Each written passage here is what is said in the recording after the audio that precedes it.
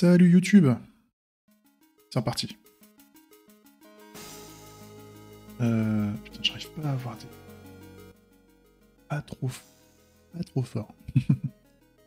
Ok, donc on a parlé donc du nouveau... la nouvelle façon dont on va gérer le jeu du clivage, avec un HUD en haut qui nous donne les informations du clivage. On aura l'affichage des tables avec le bar et tout, les joueurs pour faire ce qu'on veut. Et ensuite, derrière, on va avoir... On va avoir un HUD d'action, on va dire, ou un menu qui va nous permettre de... justement... de faire un nouveau clivage, d'activer l'autoplay ou de le stopper, enfin voilà, de faire de commander le jeu, de faire tout ce qu'on a besoin de faire dans le jeu, en fait, pendant qu'on est en train de cliver. Donc le nouveau clivage, l'autoplay, le menu, qu'est-ce qu'il y avait d'autre plus tard ici, des fonctionnalités liées au bar. Hein, si on veut, par exemple, on peut cliquer sur un joueur et lui servir une bière ou le bannir, machin et tout, ça on verra. Ça sera pour plus tard. Et je pense qu'on sera pas mal comme ça. Et donc on aura notre vue un peu plus sympa, et on aura pu notre double... ici, là, comme je disais, on aura pu notre double vue. On a une vue qui permet d'avoir le clivage en cours et donc de jouer, et la vue qui permet d'avoir un nouveau clivage. Donc d'un point de vue svelte, c'était deux vues différentes. Nous, on va changer ça, on va changer le comportement. On aura tout dans la même vue, et donc il va falloir revoir nos composants svelte pour transformer nos deux vues en une seule vue du jeu du clivage, mais avec les différents HUD là qu'on va avoir en haut et en bas. Je pense que ça sera pas mal. On devra avoir assez de place, hein, si on regarde un peu l'espace qu'on a. Le jeu du clivage, il va être comme ça. Et donc on devrait avoir assez de place pour avoir... Attendez, j'en lance un. Pour montrer ça. Ah, il veut plus que je... C'est juste que ça a mis des plombs. Oui, c'est parce que le conteneur, tant qu'on n'interagit pas avec le conteneur, il met du temps à popper. C'est pour ça. Donc, quand je lance le clivage, on va avoir... Voilà, le titre, etc. va être un peu plus haut. Il va être à la limite du haut pour bien... comment dire, optimiser l'usage un maximum de l'écran, on va dire. Le HUD, c'est-à-dire les contrôles du jeu, les contrôles et les actions possibles du jeu se feront dans un menu qui sera tout en bas. Alors, je sais pas s'il fera toute la largeur, on le fera peut-être un peu plus petit, peut-être un truc qui fera 2/3 de l'écran, je verrai par rapport à ça. Et au centre, on aura tout l'espace disponible maximum pour afficher le bar, en fait. La vue du bar qui va bien.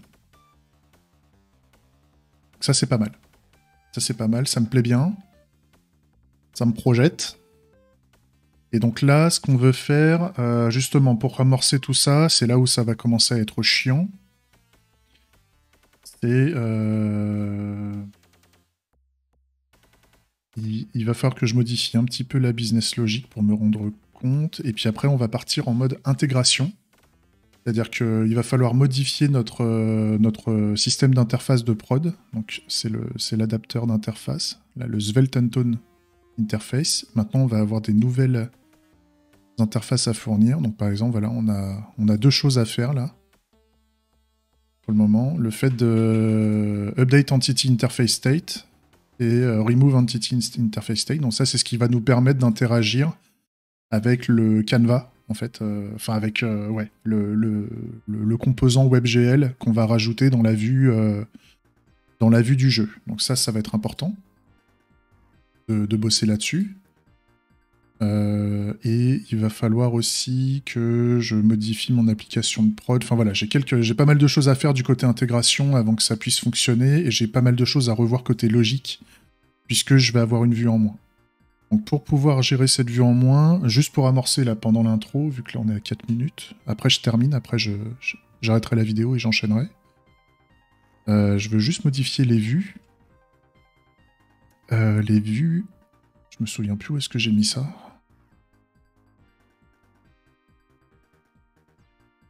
Je ne sais plus où j'ai mis tous ces trucs-là. Bah, je peux faire un... J'ai fait un change view ou un truc comme ça. Non. Oh, ça doit être dans le connect chat. Voilà, j'avais un interface view ici. C'est dans... Je remets ça là. Juste pour retrouver interface view. C'est dans entities. Donc, ça, je le garde. Lui, il dégage, vu que j'en ai plus besoin. Et donc là, ce qui va être rigolo, vu qu'on veut modifier un peu tout le comportement et tout, pour nous aider justement à dire qu'on veut plus ça, c'est qu'en fait, il y a une vue qu'on ne veut plus du tout. C'est qu'il y a une vue qui s'appelle voilà, New Cleavage. Ça, on veut plus.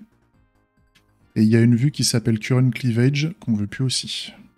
Parce qu'en fait, maintenant, on a une vue qui s'appelle Bar. À la limite, le bar, je vais la renommer en Game.